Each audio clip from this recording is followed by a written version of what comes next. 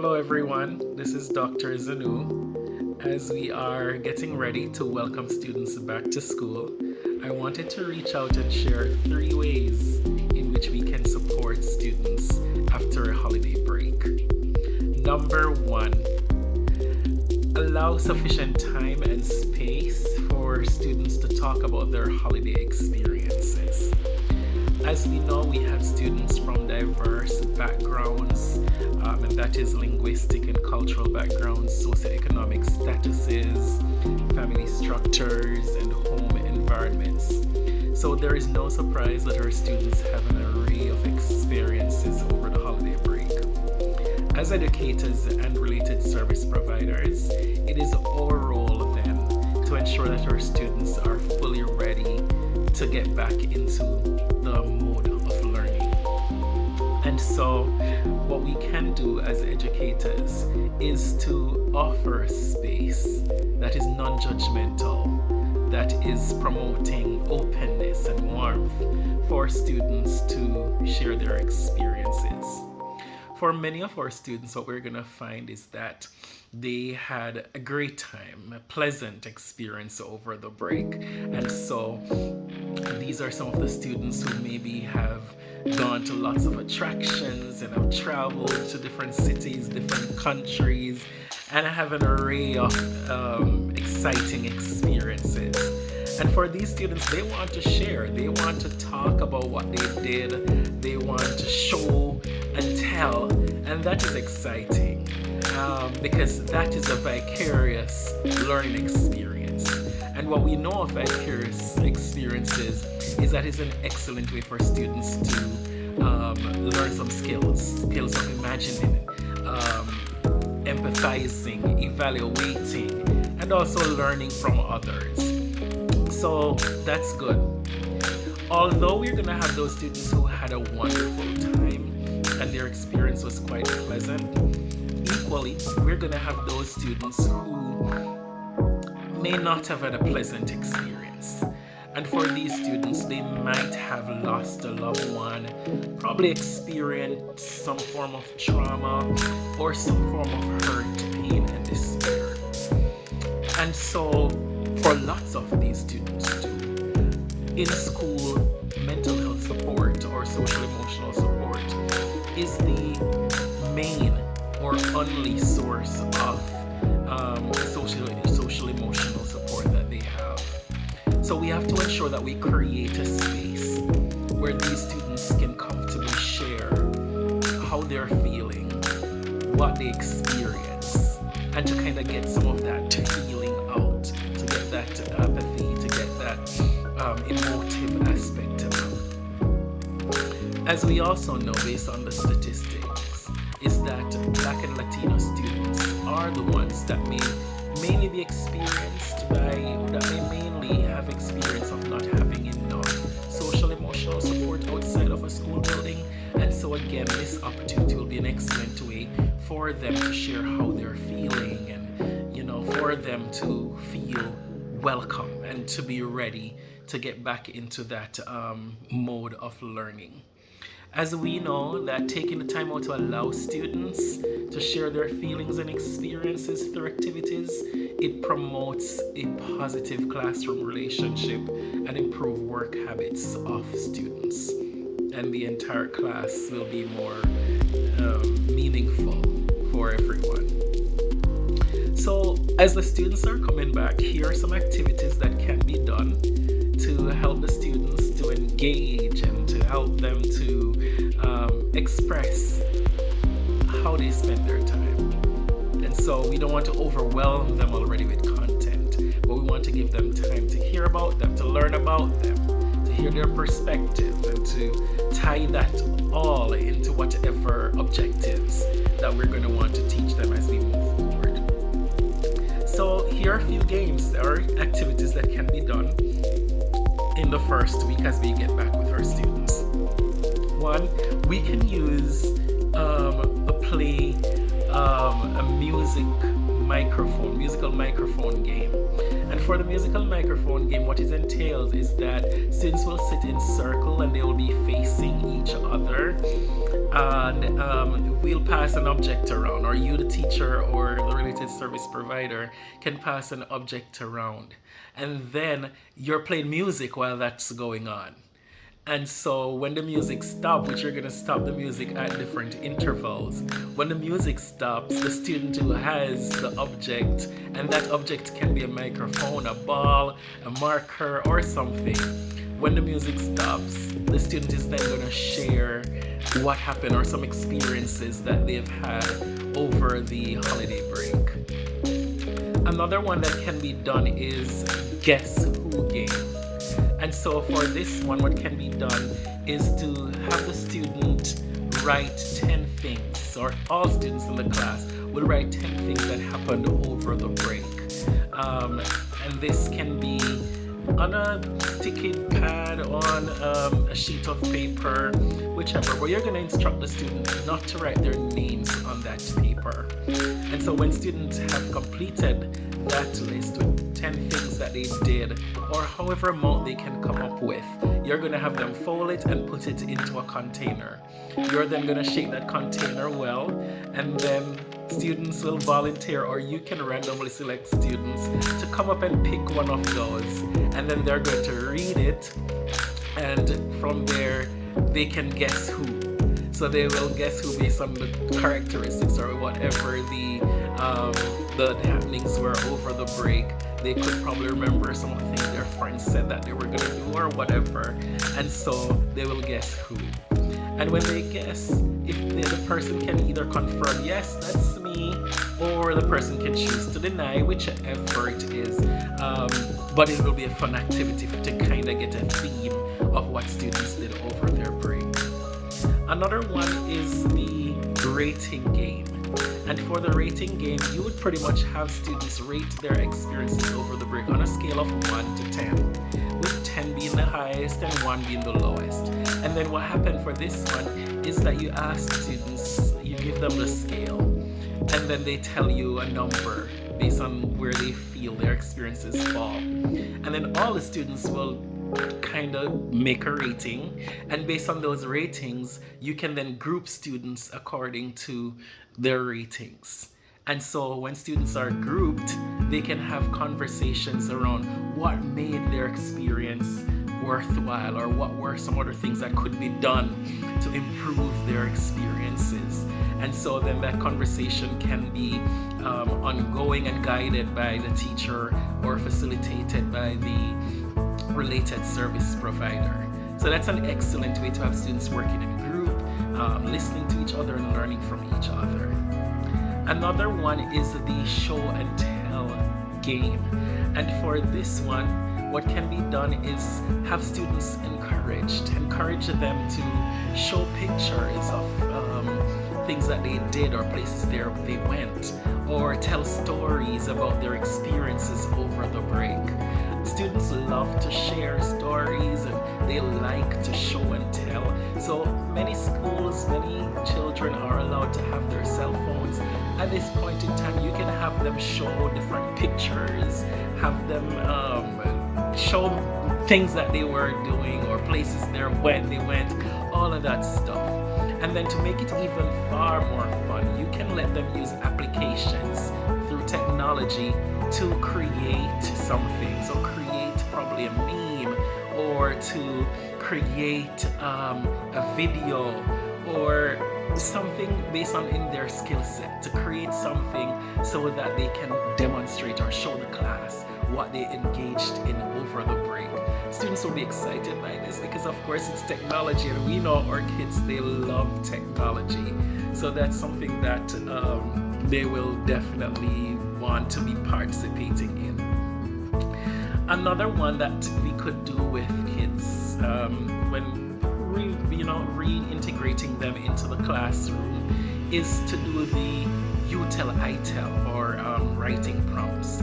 So pretty much you group students, or put them with a pair, put them in pairs, and then with pairs they're going to be provided some form of probing questions. So you give them, say, maybe 5 probes or something, or 5 prompts, rather. 5 prompts. And with these prompts, what they can do is kind of have that dialogue, back and forth conversation with each other. So they answer some of those prompts, and then the other member would then listen, and vice versa would respond. So some of those prompts can be, what did you do over the break? What's your favorite food that you had? Who you spent time with the most? I miss blank and I wish blank. And then have the student sit, there and kind of just have those kind of dialogues. And then you can walk around the room and check in with students, and just keep on the lookout to see those students who are in need of more support. Another thing that can be done is to have the back to school scavenger hunt. A back to school scavenger hunt. Kids love that, students love that, because what you're going to do is to kind of think about items that they would have used over their holiday period, or experiences that they might have had. So we know some students might have gone on vacation, or for some they went to the beach or something like that. So we're gonna think of different objects that we can use in a scavenger hunt. So things like sunglasses, a ball, water bottle, stuff like that. And then what we're going to do is to hide these things around the classroom or around the school, and then have students in groups, group them, and then have them go scavenger hunt.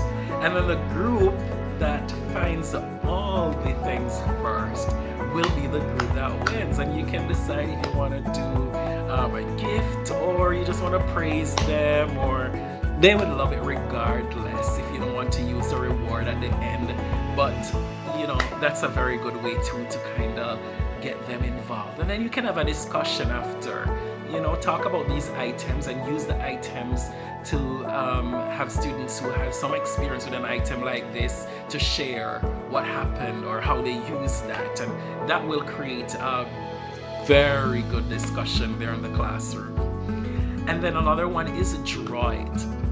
And with a draw it, what you can do is have students draw an experience that they've had over the break, or some outing that they went to. Draw something from their holiday. And with drawing something from their holiday, you can have them then show the class what they draw, talk about it. And then at the end, what you can do is compile all of those artwork into a montage. Or you can create you can create a book, a scrapbook or something, and keep it in the class where students can always access it. You can always at times refer students to it if they want to refresh their memory about what they did over that break. Or if you're teaching a concept that you can use something from that, you can always have that to refer the students to. And then something else that can be done is hosting a welcome back party. This, I find, is a good way to kind of let kids see that we're excited that they're back. We could not wait to have them back, to teach them, let them see how much we care for them. So have some form of snacks, hot or cold beverage, and then play some light music, soothing music or something, and have the kids just converse with each other. And then you can do guided conversations. You can just have an open floor and the kids just talk to who they want to talk to. And you're just there to facilitate, to hear, and to guide the process. And then even with this welcome back party, it can be linked with other activities that were mentioned earlier. And so you can choose to do 2, 3, 4 activities.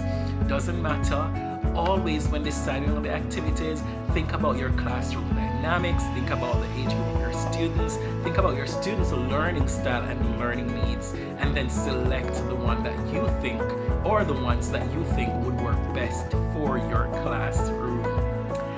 And then once you have figured this out, what you're going to do to welcome back your students, you are going to realize that doing these activities will kind of provide you with some information that will be helpful to know if your students are ready or in the space or in they're mentally ready for learning.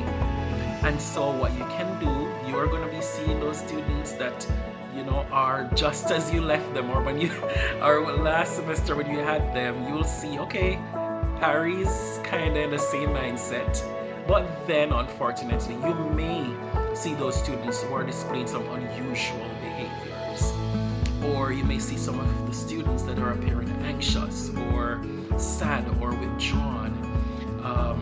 And so these activities are meant to kind of give us that kind of information.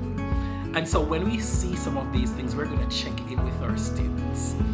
We're going to probably do some form of tiered support with them. So follow up with them to hear how you may support them, suggest tools, and refer them as necessary to the social worker, to the guidance counselor, or to whatever support are available in your building so they can be helped. And then, of course, always remember you're a mandated reporter. So if there's a matter that needs your attention or needs to be escalated or reported, then definitely go ahead and file a report. And then number 2, so we just went through number 1, which is allow sufficient space and time for students to talk about their holiday experiences. The second one is to review classroom norms and expectations. Now, what we find is that lots of kids, when they go off, they have fun, as they should. And they tend to forget sometimes, and it's perfectly fine that they may forget some of the classroom norms. It may take maybe a week for them to kind of get back in the mood and the system of how things work. So to kind of guide that process and to help them with transitioning back to the classroom, we can help by revisiting some of our classroom norms and expectations. And then when we do this, we can also have discussions so students can share the relevance of some of these, and then provide an opportunity. And remember for these that it's a collaborative approach should be used. So it's a teamwork kind of thing. So not only the teacher that's creating or reviewing these, but the students are involved in the process as well. So they can always adjust some of these norms, they can add some more, whichever one is going to help the class to be a best or conducive for learning. We're going to promote an effective learning environment. And so involve them in the process to create some of these and then discuss relevance with them. So some of the norms that can be considered and you can build on are norms such as show respect for all. Students need to remember that they should listen when others are talking and use appropriate language, that they should keep hands to themselves, and that they should pick up after themselves, because we respect others when we keep our surrounding clean and our workstations clean. So we remind them to show respect, and then we also remind them to practice and participate in learning activities and ask questions. So participate in learning activities and ask questions. And so by doing this, we're encouraging them to engage in classroom activities and ask questions as they find appropriate. When they think they want to ask for clarity, do that. A lot of times we want to also remind them that many times other kids have the same question, but they were just not as bold to ask it. And so they're asking that question is helping the entire class to understand the concept. And so that's great that they asked that question. Another one is to encourage our students to take responsibility for their actions. It's important to remind them to take responsibility for their actions, as we should as educators. So be honest, be prepared on time, and always consider the consequences of actions. So that's very important, not blaming others, but considering the consequences of our actions. And then, importantly, recognizing that everyone in the classroom will have different knowledge base. Everyone is from different backgrounds, everyone learning.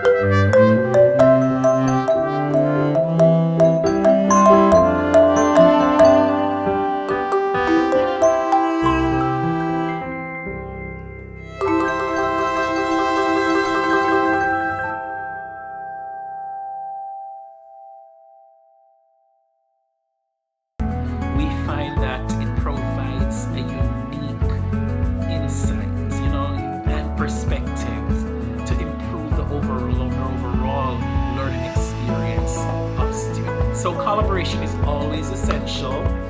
And if students appear to be at risk at all when you see them and over the activities that you'll be doing, remember again, you're a mandated reporter and you know what to do. Take care of our kids. We love them. We want our society to be better, and our society can only be better when we provide to the kids what they need to make smart choices, to be great learners, to be great citizens. Have a wonderful